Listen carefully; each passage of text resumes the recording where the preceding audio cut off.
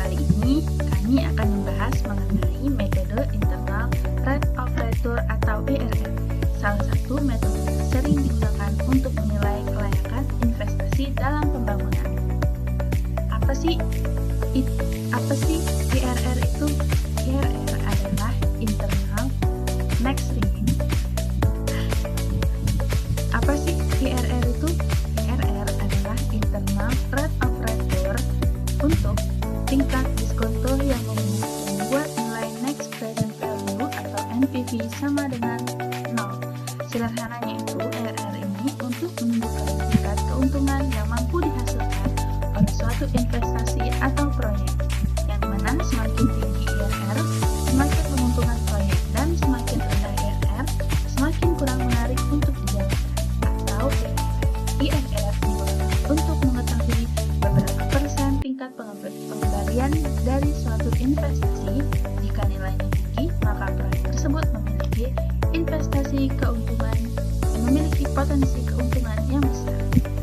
Selanjutnya, tujuan penggunaan IRR yang mana menilai tingkat keuntungan investasi, menentukan kelayakan suatu proyek, membandingkan beberapa alternatif investasi, membantu pengambilan keputusan investasi jangka panjang, dan mengukur efisiensi penggunaan modal perusahaan. Dengan menggunakan IRR, investor maupun pemerintah dapat mengetahui apakah dana yang dikeluarkan mampu memberikan hasil yang layak di masa depan.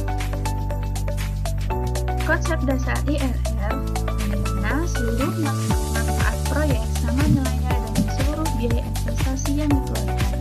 Pada titik ini, proyek berada dalam kondisi impas dari finansial, dari sinilah diperoleh tingkat pengambilan internal atau IRR. Selanjutnya, hubungan IRR dengan cash flow, yang dimana cash inflow arus kas masuk yang terdapat pendapatan penjualan, pendapatan sewa, keuntungan operasional, dan nilai sisa aset. Selanjutnya, cash outflow arus kas keluar yang terdiri dari biaya investasi awal, biaya operasional, biaya pemeliharaan, dan biaya penggantian aset. Dalam perhitungan IRR, seluruh arus kas masuk dan arus kas keluar diperhitungkan selama umur proyek. Next,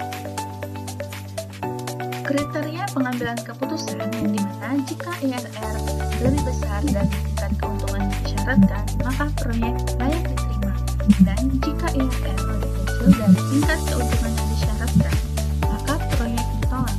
Yang dimana kriteria ini menjadi dasar utama dalam menentukan apakah investasi akan dijalankan atau tidak. Berikut adalah rumus IRR. Karena IRR tidak dapat dicari secara langsung, maka digunakan metode trial and error yang kemudian dilanjutkan dengan interpolasi.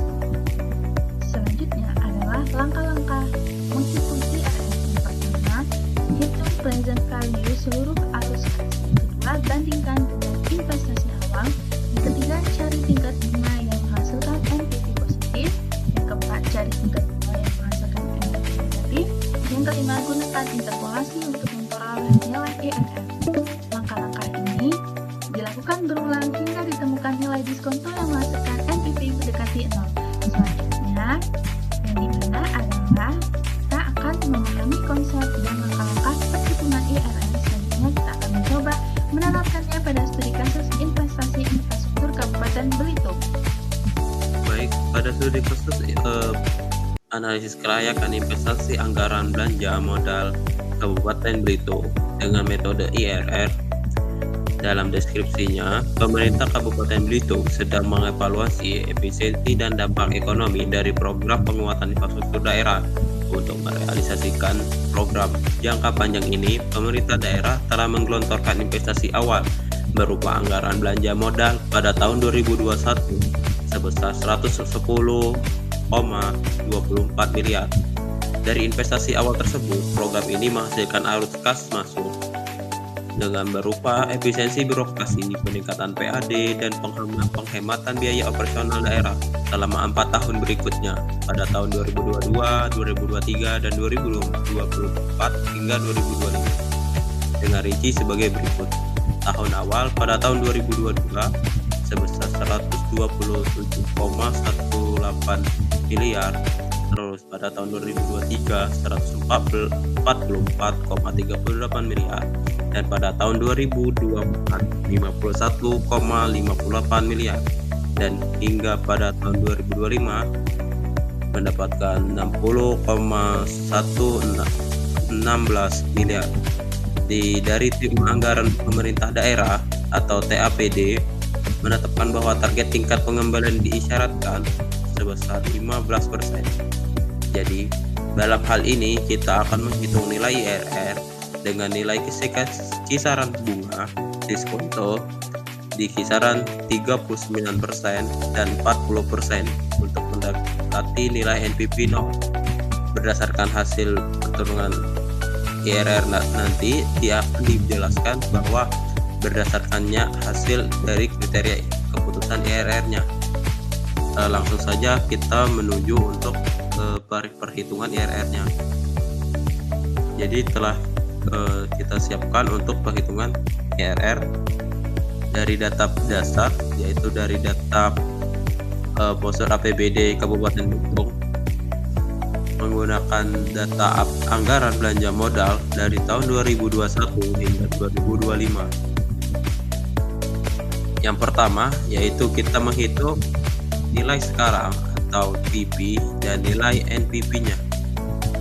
Yang pertama, kita masukkan data tahun dan arus kas dari data tersebut.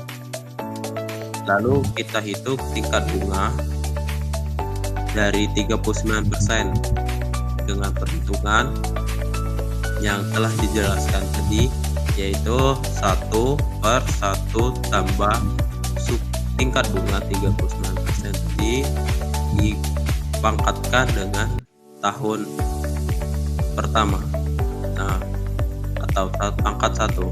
Lalu pada tahun keduanya dengan rumus yang sama, tetapi dipangkatkan 2 hingga tahun 2025. Rumusnya dipangkatkan 4, yaitu 1/1 tambah 39% dipangkatkan 4. Lalu setelah mendapatkan nilai tingkat bunga 39%, lalu kita menghitung nilai PP-nya nilai sekarang yang berasal dari arus kas dikali dengan tingkat bunga 39%, didapatkan hasil sebesar ini dan lalu ditotalkan sebesar 201,54 miliar. Lalu setelah mendapatkan nilai total PP pada tingkat bunga 39%, kita menghitung tingkat bunga 40%-nya dengan rumus yang sama, tetapi kita ubah pada tingkat bunga 40%-nya, yaitu 1/1 tambah 40% pangkat 1. Hingga pada tahun keempat juga 1/1 tambah 40% pangkat 4.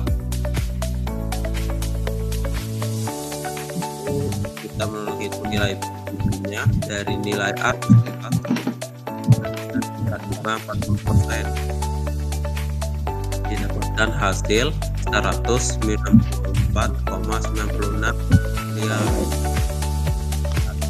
Kita investasi awal dari tingkat bunga 39% dikurangi dengan investasi awal, didapatkan hasil 91 miliar. Sedangkan pada nilai tingkat bunga 40%, nilai PP-nya dikurangi dengan investasi awal, didapatkan hasil 88,72 miliar. Setelah mendapatkan nilai NPP bersihnya, ini kita menghitung selisih PP dan bunga. Dari perhitungan yang pertama, yaitu kita menghitung interpolasi berbasis 39%. Yang pertama, selisih bunga dari 39%, 40% dan 1%. Selisih PP-nya dari hasil tadi di atas, yaitu 201,54 miliar, dan pada tingkat bunga 40%-nya 198,96 miliar. Dari nilai PP